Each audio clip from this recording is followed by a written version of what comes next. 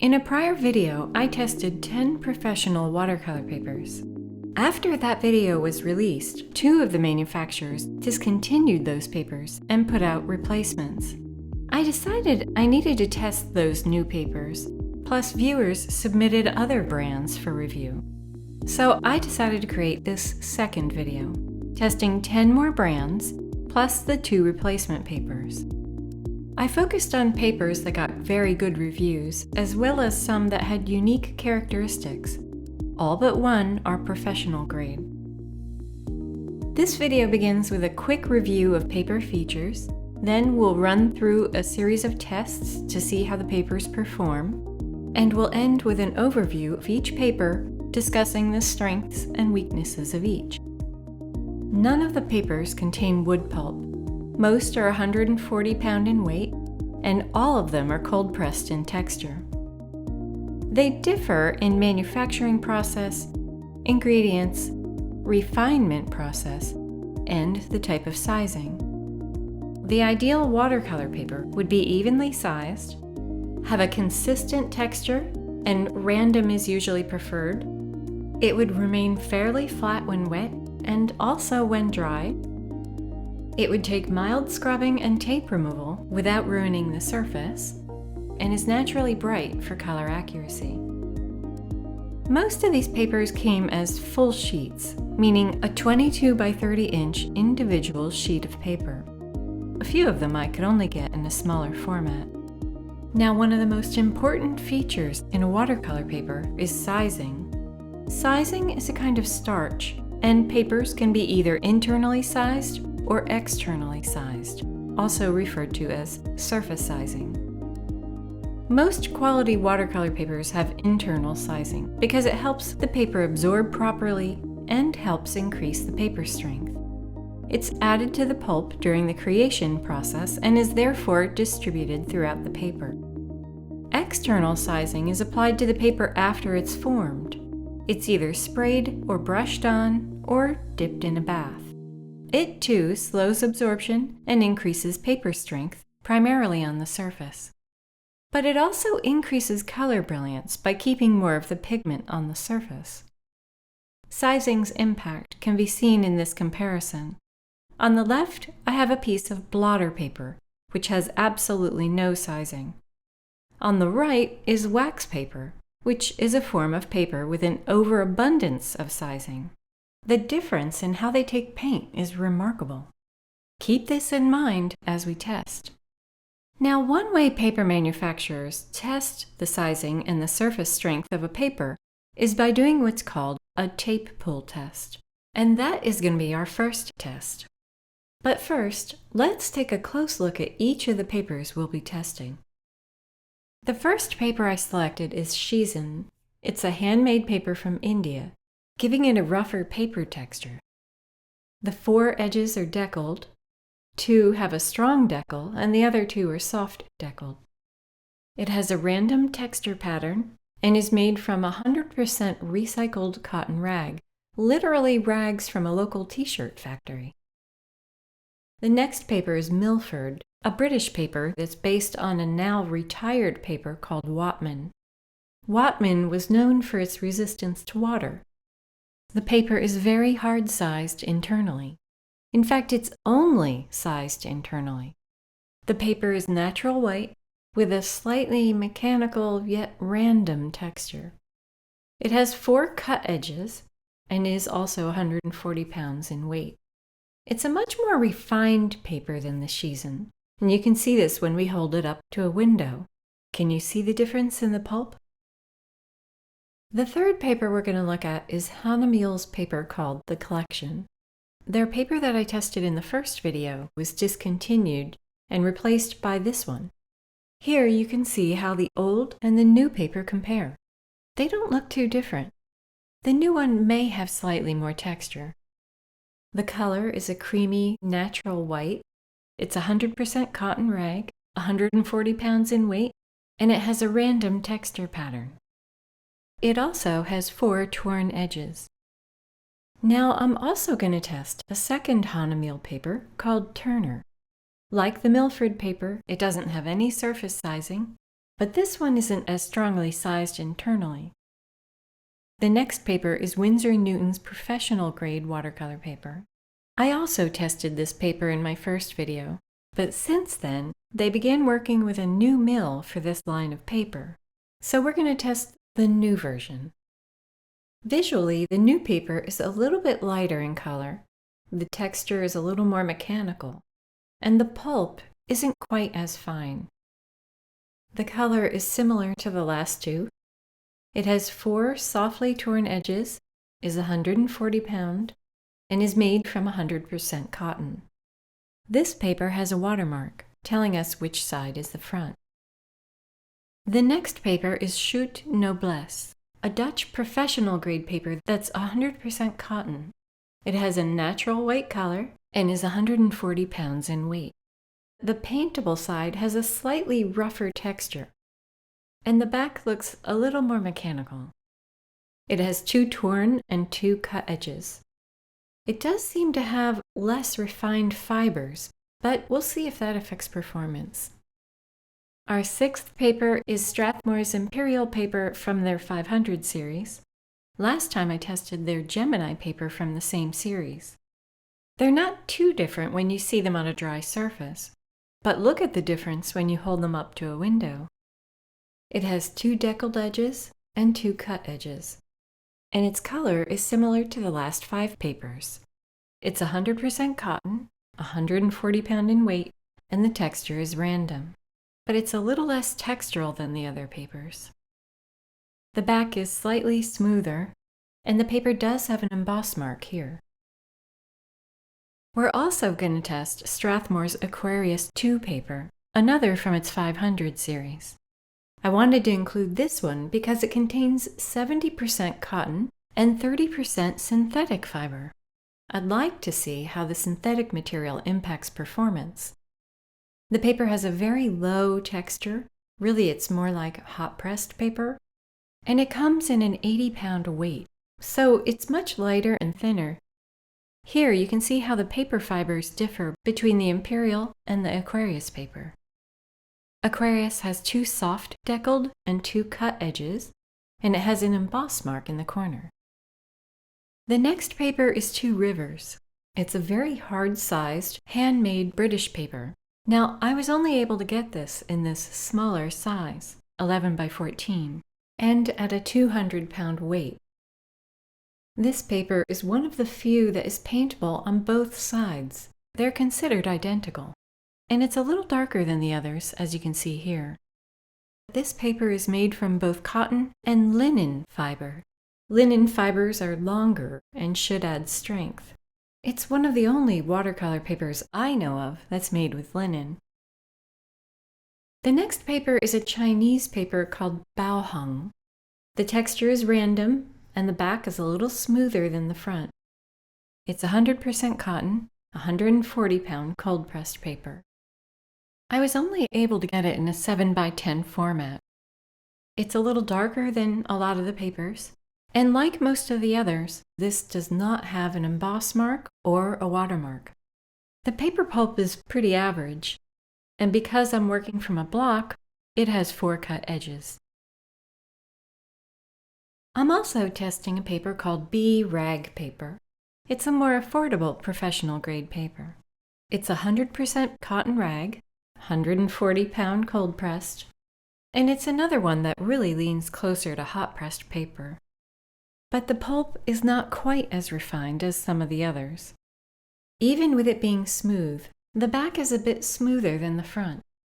It's natural white in color, and I was only able to get it in a 6 by 9 sheet, so I'll adjust the amount of liquid that I use when I test it. And finally, the last paper is a student grade paper by Hana Mule called Expression. I'm not normally a proponent of student paper because they usually contain wood pulp to some degree, but this particular student paper is made with 100% rag cotton. It's a 140-pound paper and is also natural white. When you hold it up to the collection paper, you can see that the fibers are a little less refined and it's a little whiter. The texture is pretty smooth and slightly mechanical, and it has 4 cut edges. So those are our 12 papers. I know we're dealing with a lot of brands this time, but I think we can do it, and I'm excited to get going. The first thing I need to do is to cut down each of the large sheets of paper. My goal is to get all the papers to approximately the same size. Whenever I test, I try to keep all of the criteria as similar as possible. Now, as always, I'm wearing gloves to keep any skin oils off of the paper surface. That too could influence results. With the papers cut, let's proceed with the testing. The first test we're going to do is a tape pull test. This is something paper manufacturers often do to test the paper's surface strength, and it involves attaching and then removing 3M tape from the dry surface. I'll also test masking fluid and artist's masking tape. I want to see how delicate the surfaces are. After attaching a small piece of each paper to a backing board, I'll write the name of each paper at the bottom so we can tell which one's which. Next, I'll attach a strip of artist's masking tape. This is the tape that I use to adhere my paper to a board, but it can also be used much like masking fluid. And now I'll paint on a strip of masking fluid, and I'll use a decent amount so we have a good representation. Then I'll allow the masking fluid to dry. Once it's dry, we're ready for testing. I'll begin with a 3M paper pull by attaching a 2 to 3 inch piece of tape to the paper vertically and horizontally, pressing each piece down with my fingernail to ensure adhesion. We want to test the fibers in both directions. I do this to each of the papers. Then I slowly remove each piece and attach it to a piece of black mat board. This will allow us to evaluate how much paper fiber is on the tape. And here are our results. Overall, most did very well, but let's take a closer look at each. What we're looking for is how many pieces of fiber are on the tape.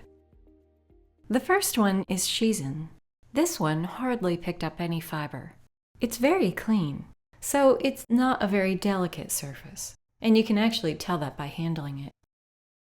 The Milford, on the other hand, has some minor fiber pickup. Can you see the white specks? The Hana Meal paper picked up a bit of fiber as well, but slightly less than the Milford. Windsor Newton has almost no fiber, and Schut has small bits of paper as well as some fibers. Strathmore's Imperial paper pulled up clean, while the Aquarius paper pulled up a decent amount of small specks. Two Rivers is clean. Bao Hong pulled up clean, but B, not so good. In fact, it pulled up quite a bit of paper fiber, the most so far. The Hana Meal Expression student paper pulled up a lot of fiber as well, like B, especially the vertical strip, and that's why we do this test in both directions. Lastly, the Hana Mule Turner paper, another paper with no external sizing. But unlike Milford, this one did pull up a lot of paper fiber, strikingly so. But if you don't use masking and you don't scrub, this factor may not matter. So now let's see how each paper does with artist's masking tape and masking fluid. With the masking tape applied and the masking fluid fully dried, I'm going to paint over each with manganese blue. I'm applying the paint liberally and loosely. I'm not worrying about smooth application here. In fact, I don't mind if a few puddles form, because we want to see how these materials stand up to very wet applications. We'll let the paint dry completely, and then carefully remove both the masking tape and the masking fluid. First, the Shizen paper. The tape doesn't pull off any paper when removed, which is great. The masking fluid also comes off without any paper damage. It seems to be a tough surface. Here's the Milford paper. The masking tape is also pulling up without a hitch. Remember, artist's masking tape has a different adhesion material than regular masking tape. It's made to have proper lift without leaving behind adhesive. And the masking fluid removes easily as well. It's very clean. The Hana Mule collection paper did equally well. No paper lifting with the masking tape. The masking fluid doesn't seem to lift much, if any, fiber as well. The same is true for Windsor and Newton. However, I did have a slightly tougher time taking off the masking fluid. It didn't seem to damage the paper, though. Yeah, that's a little harder to get off completely. And the paper looks a little warped. Here's the Schut paper. It's easy to remove and looks clean. The masking is a little trickier to get off, but it's not damaging the surface. It looks fine once removed. Interestingly, when I removed the masking tape in a later test, and this is tape that never got wet, it did pull up some paper.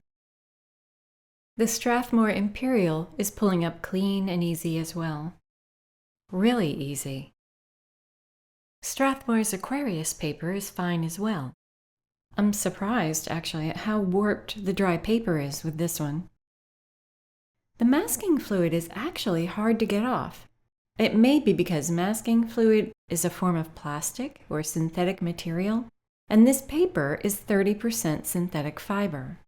Like products tend to adhere to like products.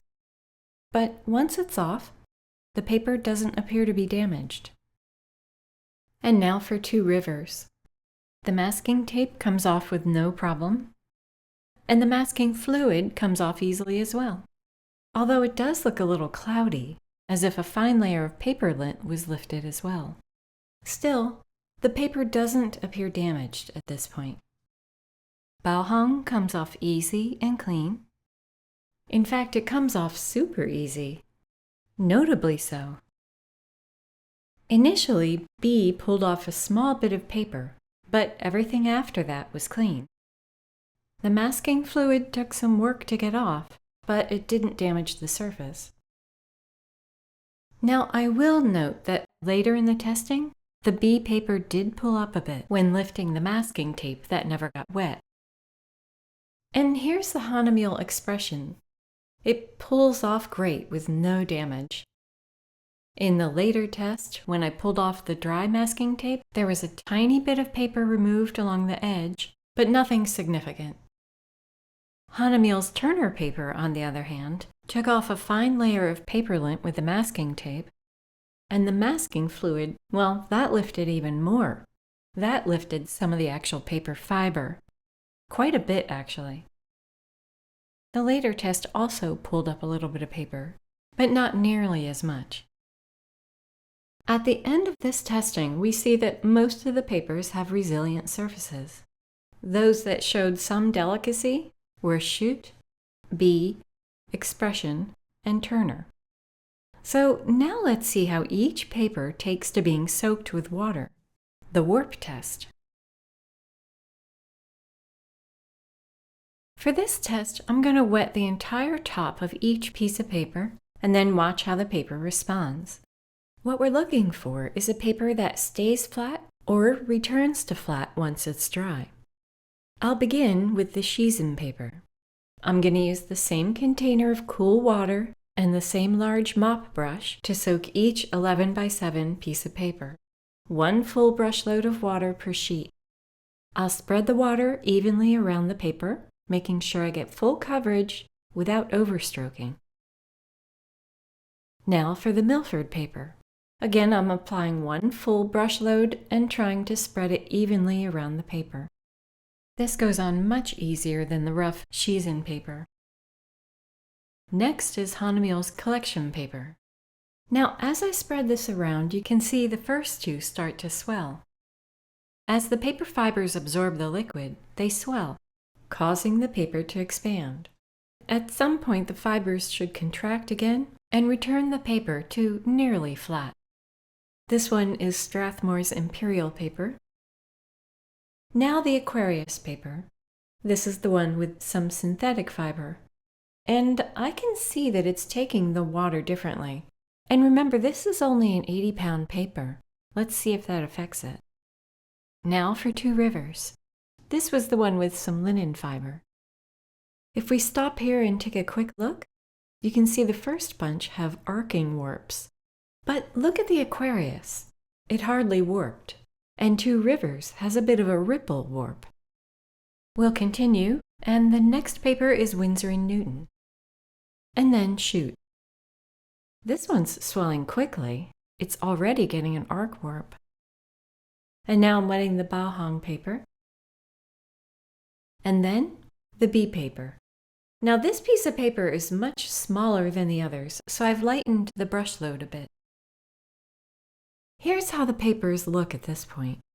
Milford has already flattened, Windsor Newton has a sizable rolling warp, and Schut is very arced. The others aren't too bad. Now let's soak the final two papers.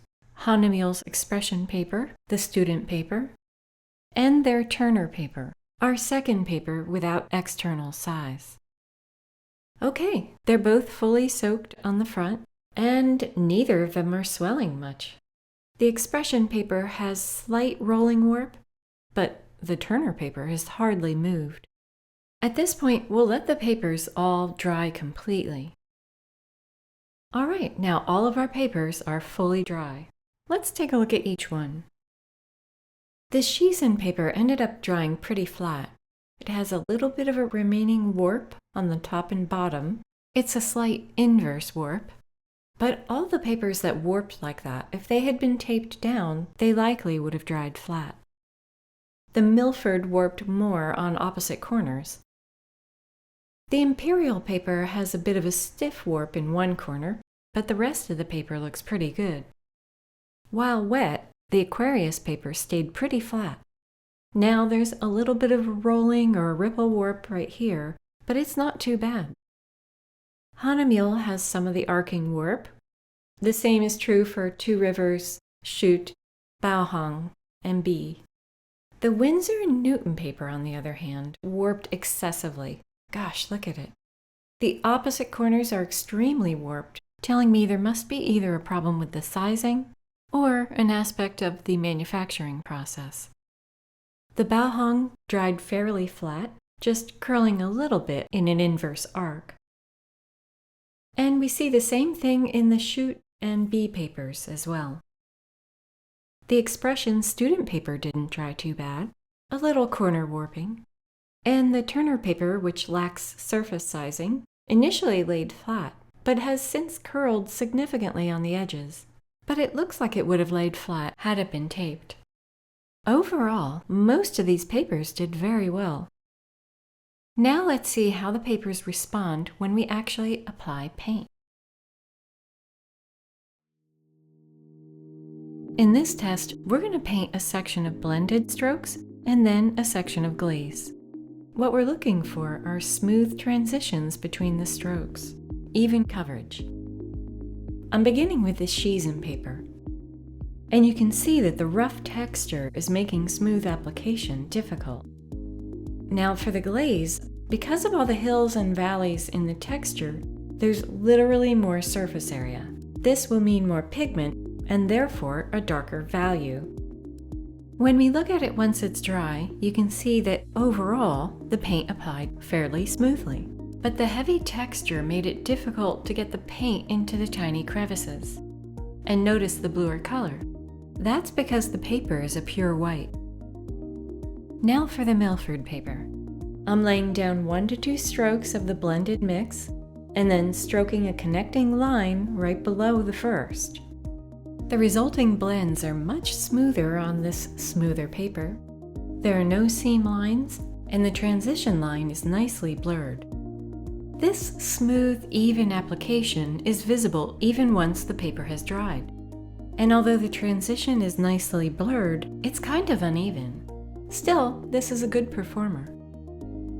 And now we'll do the same on the Hana Meal paper.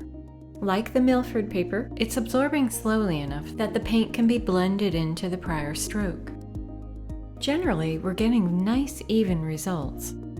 And I'm trying to connect the glaze to the blended strokes and spots, but the glaze is running into the blend rather than smoothly transitioning. Other than the transition, there are really no seam lines. It's a very even application. It does have some white speckling, however, but it's very minor. The main thing is the pigment push. So I'm going to retry this. it may have been more about how I applied the paint. And the results were much better. So timing will be especially important when you paint with this paper. Now for the Windsor Newton. I was curious to try this one since it performed so poorly in the warp test. But so far, the blend is going on nicely. And now the glaze.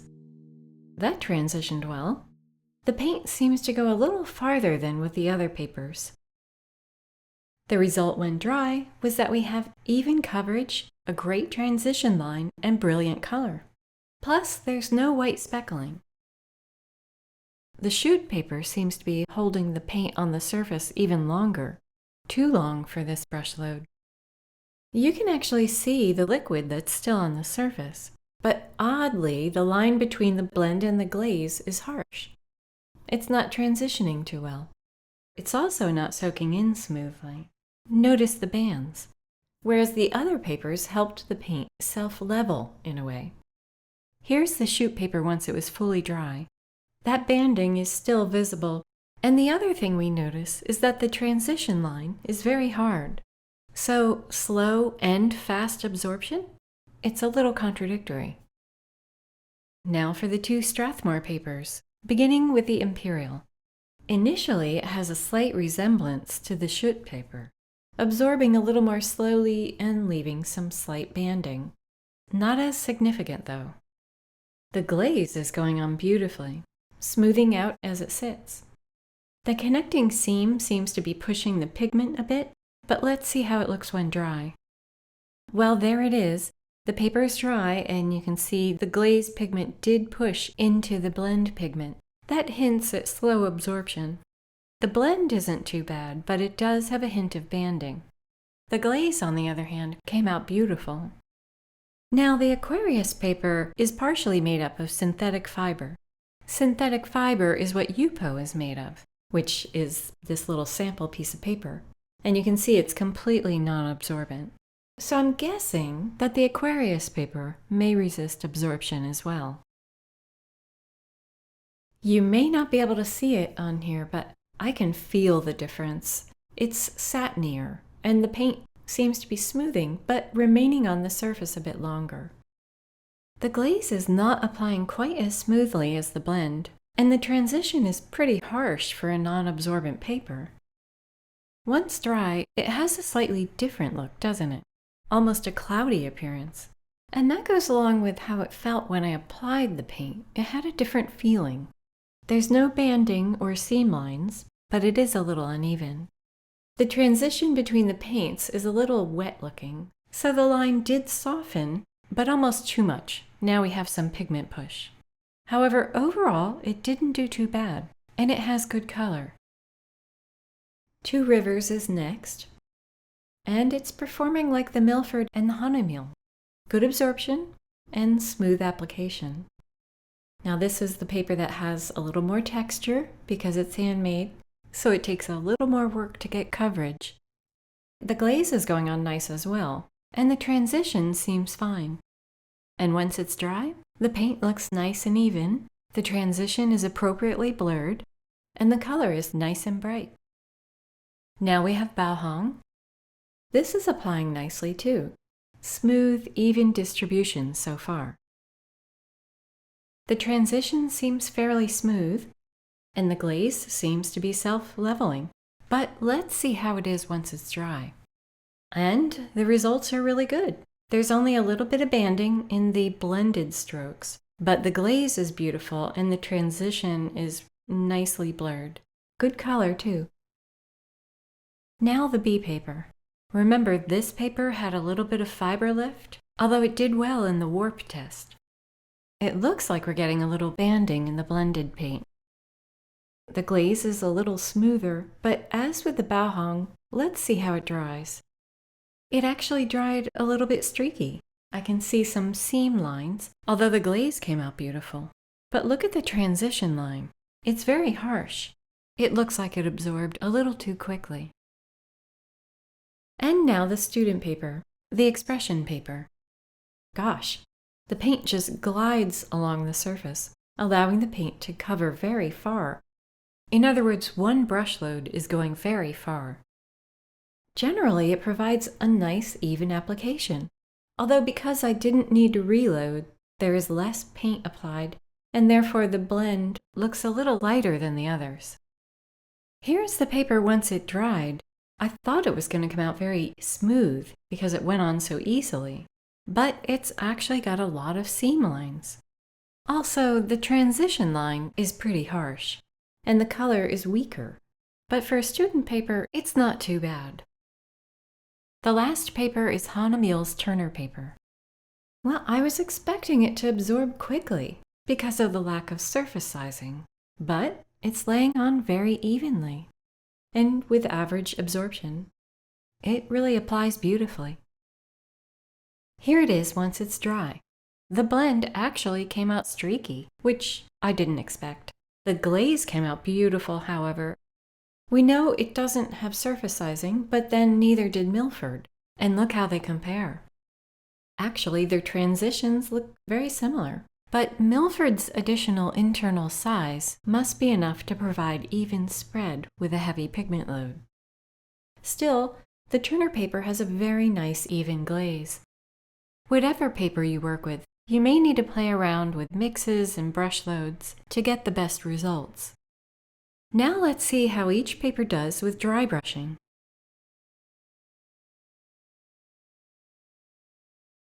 Dry brushing involves laying your brush almost horizontally on the paper and then stroking the surface so that only the hills pick up some of the paint. The result is a textural pattern, and that pattern is determined by the paper texture. Each paper has a slightly unique texture to it, and that's part of what this test should show us. So let's see how our papers do. I'll be using a 1-inch mixed bristle flat brush, a large round, and a 1/2-inch mixed bristle flat. Each will give a different mark. We'll begin with the Shizen paper, and because this has such a rough texture, it really gives a nice dry brush effect. It just skates across the surface. Now I'll switch to the round brush. This paper is perfect for this brush mark. It has that spotty look that we're going for. And finally, the 1/2-inch flat. These bristles are softer and longer, so it tends to deposit more paint. This test will also give us a good idea of whether the texture is random or if it leans towards a more predictable mechanical appearance. This one is very random. Our next paper is Milford, and if you look closely, you can see that it has a slightly more mechanical texture.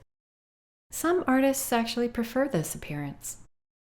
You can see the round brush does a good job. We had a little streaking with the 1-inch brush, but the round did well. And now let's see how the 1/2-inch works. A little more difficult. The small flat gave us more of a streak than it did the spotted look. And now for the Hana Mule. You can see that this one has a random texture, and I find it fairly easy to get the effect. The paper, even though it has a lower texture than the Shizen, is taking the paint very nice. The brush glides on the surface, and it works well with each of the 3 kinds of brushes. Next is the Windsor Newton paper. Even though I've lightened the brush load, I'm having a hard time getting a good effect. Notice the brush lines. It's a little better with the round. How about the small flat? That works a little better as well, so it's a little tougher to get the effect with this paper. Also, notice the slightly mechanical texture. That texture is pretty different from their paper that they discontinued. Now for the Schut paper. This paper has an even lower texture than the Winsor Newton paper, but for some reason, it's a little easier to achieve the look, at least with my 1-inch flat. Interestingly, the round brush is more difficult. And the softer flat brush, the small one, is also having trouble. It may need a lighter brush load. But the texture I did get had a random pattern, which is nice. And now the Strathmore Imperial paper. This is a pretty smooth cold-pressed paper, so as you can see, we are getting some lines as opposed to the dry brush look. Let's see how the round does. That's better, and I'm barely touching the surface. For the small flat, well, not so good. Those soft bristles have a harder time. They kind of sink right into the valleys. I'm not expecting it to go too much different with the Aquarius paper since it has even less texture. It's almost hot pressed. I'm hardly using any pressure, and it's actually not too bad. The round is having trouble as well, even when I lighten my brush load. I was able to get a slight dry brush effect, but it wasn't easy. And the small flat just isn't happening. I think if you wanted to use this paper for this effect, you'd have to practice quite a bit and play around with your brush loads. Two Rivers, on the other hand, should work well. It has more prominent texture, being that it's handmade. But surprisingly, I'm having trouble with this one. And I'm wondering if it has to do with just the way the paper is made. Let me try the round. Okay, that worked great. Maybe the 1 inch wasn't laying flat enough. The round is catching the hills easily. Now let's try the 1/2 inch flat. Not bad. It too catches on the texture well. And note the random pattern. Now for Bao Hong. And I'm getting a mix of lines and spots. It could be the way the bristles are laying. Let's try the round. The round works great. Easy to get the effect. It's a little trickier with the other flat for some reason. But there's a fairly random texture design, and although my flats were a little challenging, the round worked great. B is another smooth paper, but there is a mild texture that's visible. It's another one that's not easy. Better with the round, still not great. And the small flat, it's okay. The good thing is it has a random texture. Next we have the expression paper. It's actually not too hard to produce the overall look, to get the paint on the hills in the paper. And that's true for the 1 inch flat and the round brush. But the texture design is very obviously mechanical, and you can even see the manufacturing lines. So it's easy to get the dry brush look, but you probably want to keep it to a minimum. And finally, the Turner paper. This paper has a decent texture.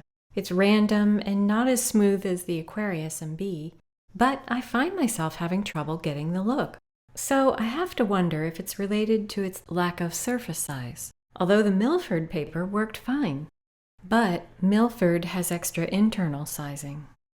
The round is doing better. There we go. But the small flat is inconsistent. I think this paper would take some adjusting through practice.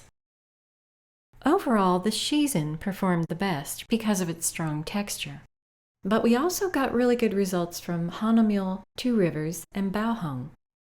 To get an effective dry brush result, it'll almost always take practice, because each paper is a little bit different. In this 5th test, what we're going to do is see how each paper performs wet and wet. I'll be dropping wet paint into a wet circle on each paper. And what we're looking for is a circular shape with even spread. I'll also paint a curvy line into the wet surface so we can gauge line feathering. To begin, we'll paint a circle of water onto our Shizen paper. My water is lukewarm so that temperature is not a factor. And now I'll count to 10, and then place 3 drops of paint in the center of the circle. Then we'll watch. The initial results aren't bad. It's reaching out like tentacles, likely because of the rough texture. We'll repeat the process with the Milford paper. I paint the circle with water, count to 10, and then drop in the paint. Now this is more like the results that we're after. It doesn't have to be perfect, but it should be generally circular with even spread. And now the Hana Mule. I'm trying to keep everything the same, and I'm evening out the water application as I put it on. This too has a nice even spread and a circular shape. Very nice. Now I'm going to wet a rectangular shape on each paper and paint a curvy line. Then we'll let it all dry. Once it's dry, you'll notice that the Shizen circle still has that tentacle appearance. It also has white sparkling where the paper resisted the paint a bit. That's likely related to the sizing. Milford has a fairly round shape, so the sizing in this paper must be pretty evenly distributed. But you can see the spot where we saw the water puddle, and at the top where lighter pigment drifted. So it's rounded, but would perform better with less liquid. The Hana Meal collection paper did the best in my opinion. It's a nice rounded shape with even pigment distribution. Even with some paper swell, it maintained a circular shape. Again, the sizing must be very well balanced. Now with the curvy lines, Shizen is very pale. It's hard to see the feathering. Milford and Hana Meal have average feathering. Now we'll repeat the whole process on the other papers. First, Windsor Newton. Ah, darn, there's an area of dry paper. I couldn't see that when I was applying the water. I have latex gloves on, so I can simply touch that spot. Still, I'm going to redo this test on the side in case this affected results. And my retest did confirm that there was swell and the paint did drift to the lower right corner. And now the Schut paper. That's starting off nicely. Nice even spread and a relative circle. It is beginning to drift a little bit, but we'll see how it goes. Now the Imperial paper. It's producing something very similar, but it too has a slight downward drift. Again, it's the influence of swelling. And now we'll quickly do the wet and wet lines, and then review when dry. Windsor Newton did okay. It's mostly rounded. However, there is this one area where the pigment gathered, likely due to the paper swell. But within the shape, the pigment is fairly evenly distributed. That said, it did develop a series of fine lines. These may not be as prominent if you use less water. The redo, by the way, was dramatically affected by swell. Now, the Schut paper was not our best performer. Not only did the lighter pigment separate, but the overall shape is unpredictable, and you have some puddling at the bottom here. The Imperial paper absorbed oddly as well. Initially it seemed to spread, but then it stopped abruptly, and the liquid just sat there. This resulted in some backwash as it dried, suggesting an abundance of surface size.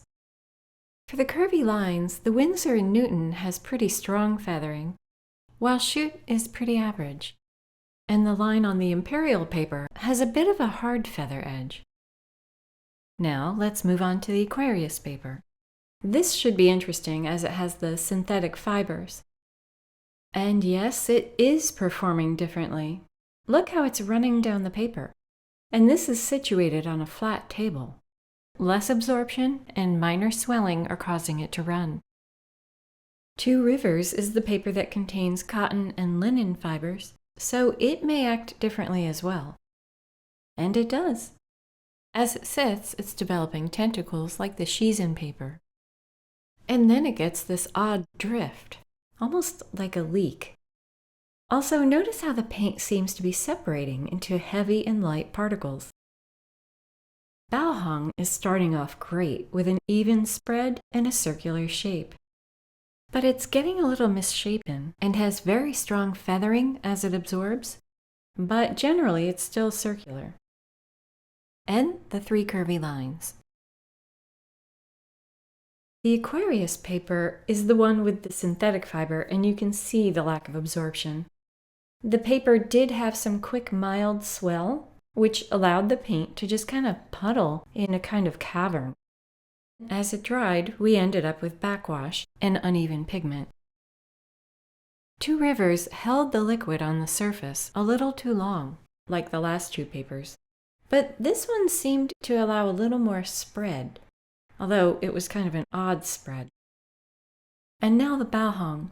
It gave us a nice rounded shape and somewhat even pigment distribution, but that pigment settled oddly. The curvy line on the Aquarius paper has pretty strong feathering, but it's average on Two Rivers and Baohong. We'll move on to the B paper. It starts off great.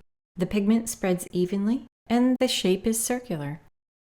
Now the expression paper. Gosh, that starts off good as well. As the liquid soaks in, you can see that these two are starting to veer off a bit, and there is some pigment separation. The Turner paper is initially responding nicely as well. It's almost star-like in its flow. Now, even though they started nice, you can see that things happen as absorption takes place. And now the wet and wet curvy lines. Once dry, we can see that the B paper didn't do very well. The light and heavy particles separated dramatically, and it remained that way when dry. Interestingly, though, the shape itself is somewhat rounded. The expression paper did a really good job spreading out and almost created a nice even circle, but it does lean to the lower right, and it developed a series of fine lines as it dried. But in general, for a student paper, it didn't do too bad. And lastly, looking at the Turner paper, you can see that the pigment spread is nice and even. It generally forms a circle and is one of the better performers. There are a few faint lines, which could possibly be brush marks when I applied the water, or it could just be a feature in the paper. Without external size, the surface is naturally more vulnerable. And all three curvy lines are pretty average. Next, we'll conduct another wet and wet test, but this time we'll test paint flow. In this test, the papers are attached to a board that is situated vertically on my easel, causing gravity to pull the paint downward. I'll wet each sheet completely, beginning with the Shizen, using a mop brush fully loaded with water, doing my best to make sure there's full coverage while not overstroking. And then I'll use my eyedropper to apply approximately 7 drops of pre-mixed paint at the top of the paper. First, the Windsor green. Then I'll drop in a mix of ultramarine violet, and we'll watch how they flow. Shizen has a very strong texture, and it appears to be slowing down the flow, but it is flowing and spreading and causing a little granulation. Now, real quick, these are the paints that I use in this test. They've been sitting overnight, and you can see that the pigment and the water have separated, especially in the green. All of the pigment is at the bottom.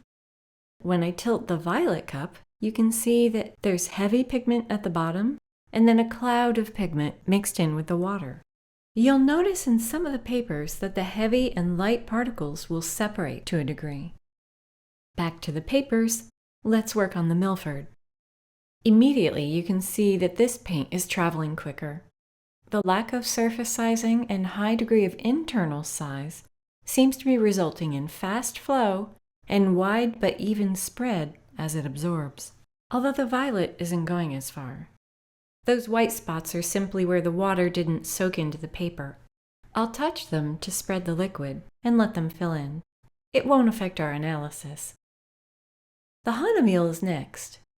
This paper seems to be absorbing the green a little faster. It's spreading and then tapering as it flows. But the violet looks like it's performing a lot like the Milford. Let's see how they dry. The Shizen overall appears cooler because of the paper color. The paint had average absorption and spread, but was severely affected by the texture. The Milford and Hana Mule look similar. You can see that the Hana Mule absorbed quicker.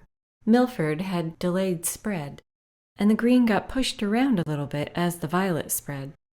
The violets are similar, but Hana Meal is more chromatic, probably due to the presence of surface sizing. Now the Windsor Newton paper. Wow, this one's traveling quickly and is hardly absorbing. Remarkably, the same is true of the violet. This must have a lot of surface sizing. Absorption is slow. And now Schut Nobless. Goodness, the Schut paper is flying down the surface as well. Hardly any absorption. The violet starts thin, but then begins to spread out. But notice how it's veering to the left. It could be from that stray paint drop. So I decided to retest this paper. Here you can see that although it's a thinner mix of paint, we get the same length and width in the flow, but it doesn't veer to the left, so that was due to the stray drop. Here's Strathmore's Imperial paper. Another thin, long line, not much spread. I would expect the violet to perform like the other two here, but it's not. It looks more like the first few papers. Here they are dry. The Windsor Newton and Schut performed similarly, fast flow and slower absorption, although the Windsor Newton violet has more even spread. The glitch at the base here is simply where the water didn't soak in. We just overlook that. With the Imperial paper, it's interesting that the green performed like the other two here, but the violet performed very differently. That's hard to explain. In fact, notice the pigment separation. It's strange that you'd have such a contrast. And now for the Aquarius paper, the one with a blend of synthetic and cotton fibers. Well, not only is the line thin, but it veers sharply to the right, I'm guessing due to swell. But the violet doesn't veer, and in fact it has a fairly even spread. It's traveling pretty far, and at this point it has harder edges. Two Rivers is one of the handmade papers. It has extra sizing like the Imperial paper and seems to be performing very similarly. The violet is kind of average in its flow, but it's really spreading horizontally, and it's getting a hint of pigment separation. And here's the Bao Hong. It seems to have an average spread and flow, but is veering off to the right, and it's starting to taper, so perhaps it does have a decent amount of surface size. Let's see how they look dry. I thought the Aquarius paper would dry with more vibrance, but it is more vibrant than Two Rivers. This tail at the bottom is different from the other papers and is likely connected to the synthetic fibers. The paint had average spread but long flow. Now, as we saw when the paper was wet, the very wide spread of the violet in the Two Rivers paper pushed the still wet green pigment to the left, leaving a kind of ghosting where the pigment had already embedded. Now, as for the Baohong, the two colors have average spread and flow, with nice color vibrance and even pigment. That said, it has pretty hard edges along the green, and long feathering at the base of the violet. Here we have the bee paper. Now this is a smaller piece of paper, so I'm using a little less water. The green is spreading and flowing nicely, moderate in each. But the violet is responding more like the Winsor Newton and Schut papers, flowing pretty far with mild spread. The student paper, Expression, is flowing very fast, not spreading very much, and is veering to the right. Less absorption, but also some swell, while the violet seems to have the standard short flow and wide spread. Although as it spreads, it's beginning to look like the pigment is separating. And finally, the Turner paper, the other paper that has no external size. The green flows quickly and spreads very little, while the violet stops shorter and seems to be spreading pretty wide, although we are starting to see pigment separation. Now that they're dry, we see that bee paper has nice color vibrance and moderate flow and spread. It's pretty feathered, but it's soft feathering. The Expression paper did surprisingly well. The green is very straight and fairly even, although it does have a tiny bit of hard feathering, while the violet has a pretty broad spread. I can't say it's too even, though, as you can see various bands of pigment. And then finally, the Turner paper. It has quite a bit of pigment separation, the lighter particles appearing very faint and traveling very far. The green also appears pushed a bit from the violet, giving that ghosting appearance as well. We can also see those faint lines that we saw in the wet and wet drop. Remember that? So now that we have a good idea of their ability to handle flow, let's evaluate each paper's lifting capability.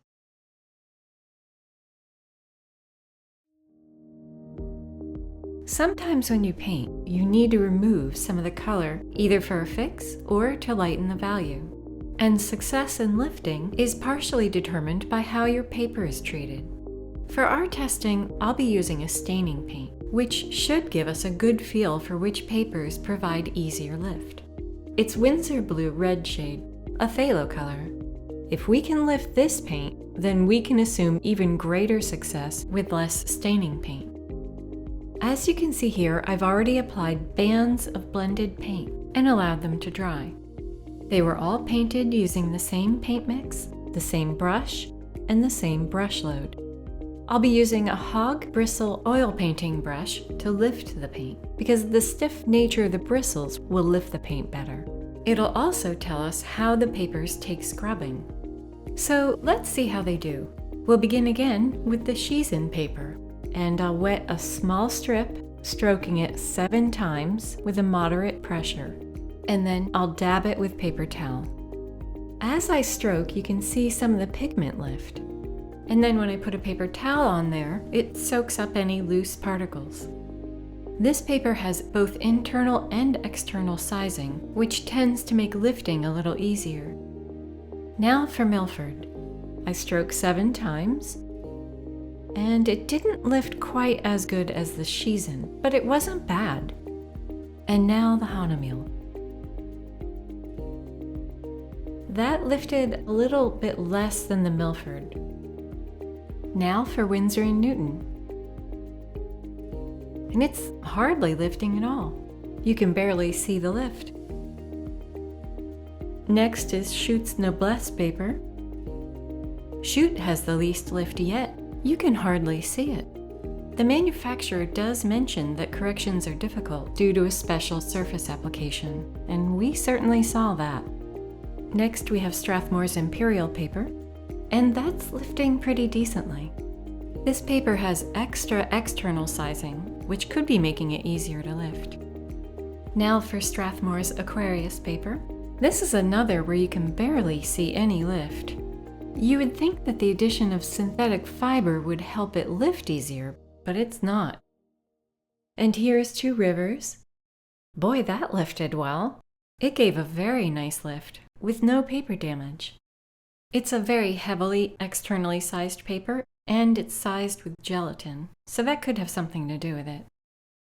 Bao Hong is next and appears to have fair lifting capability. It's about equal to the Hana Meal paper.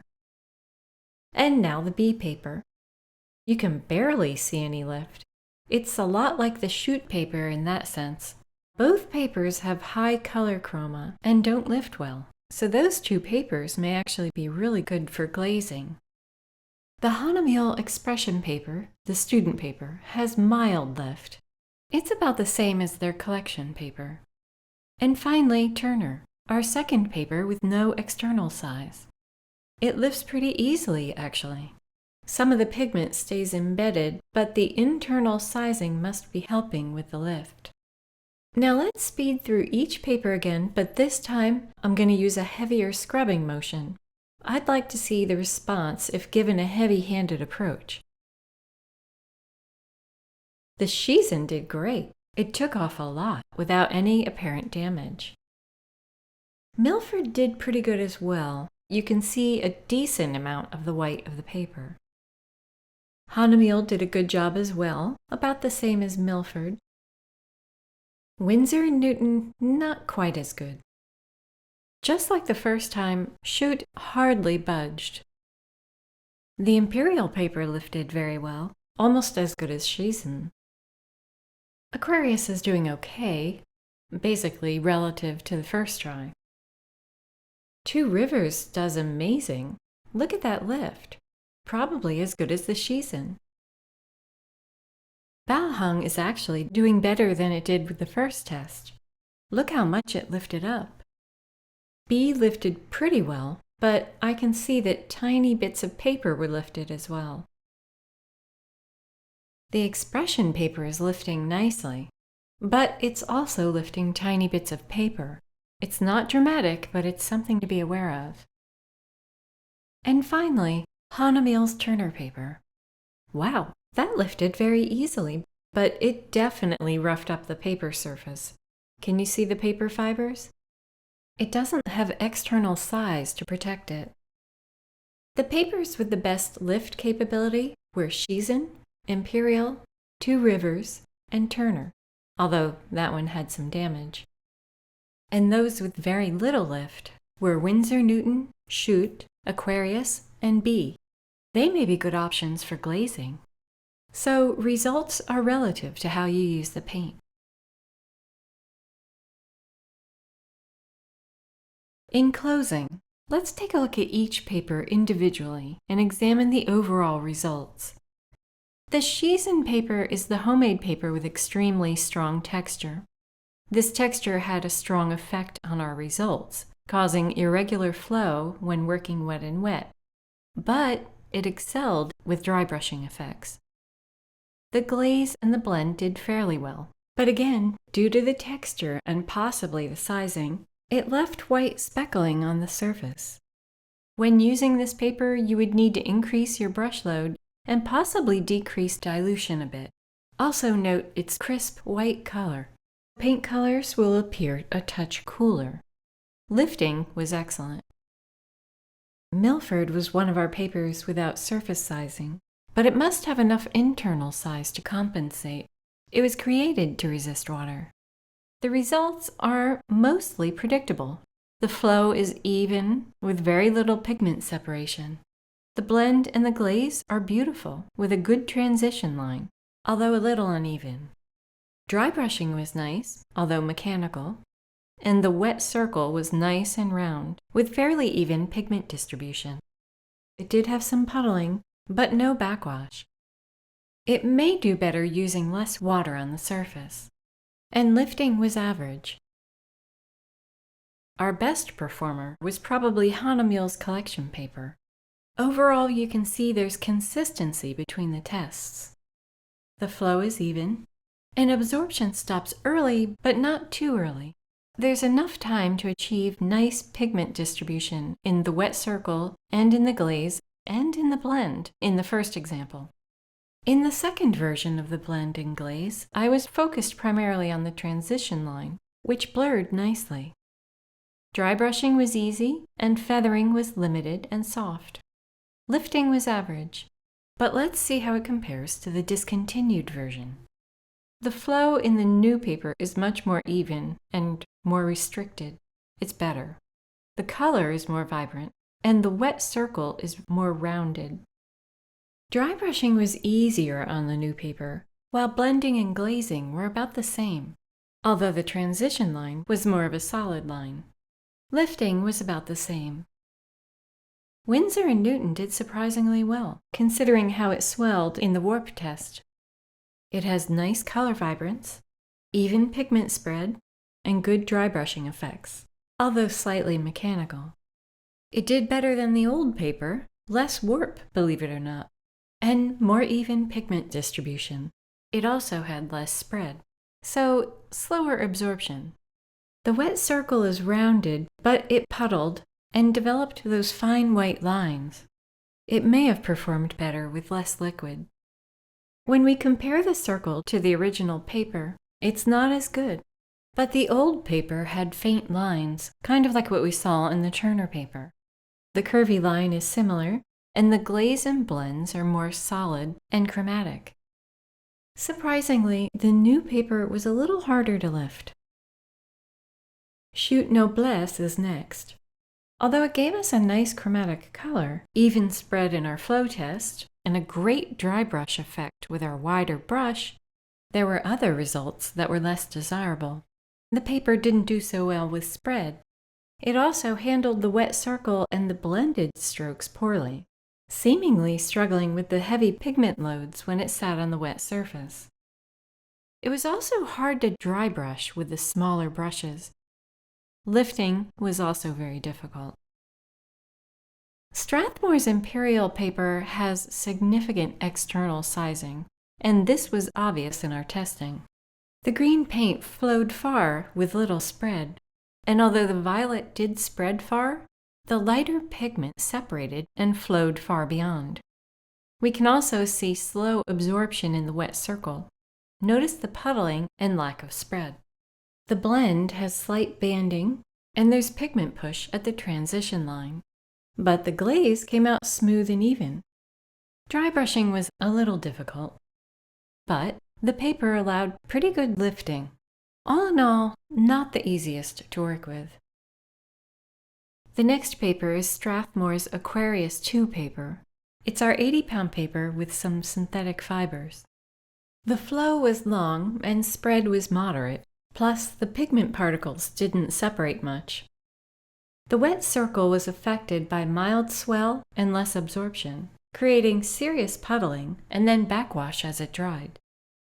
Notice how hard-lined the feathering is in both the wet circle and the curvy line. This paper doesn't seem to do too well with excess water, unless there's movement.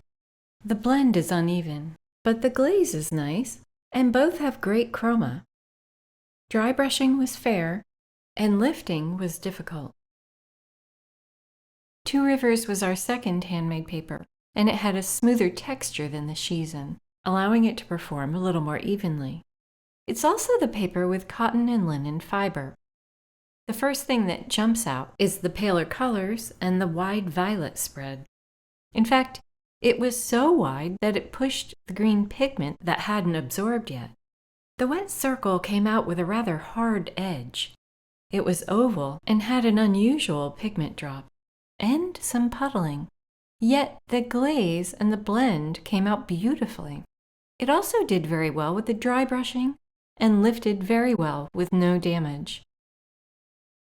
Bao Hong, the Chinese paper, did fairly well. You can tell by looking over the grouping that there's more consistency. But the paint did feather, and it was a hard-edged feather. The wet circle is circular and somewhat even, but the pigment dropped very oddly. The blend has very minor banding, but the glaze came out beautiful, and the color is quite vibrant. Dry brushing was fairly easy, and lifting was average. Generally, it's a good paper, except for heavy pigment drops on wet, flat paper. B rag paper was the more affordable professional paper, and its results are mixed. It feathers quite a bit in the flow test, but it has a nice balance of flow and spread. However, it too didn't perform well with the circle test and blended strokes.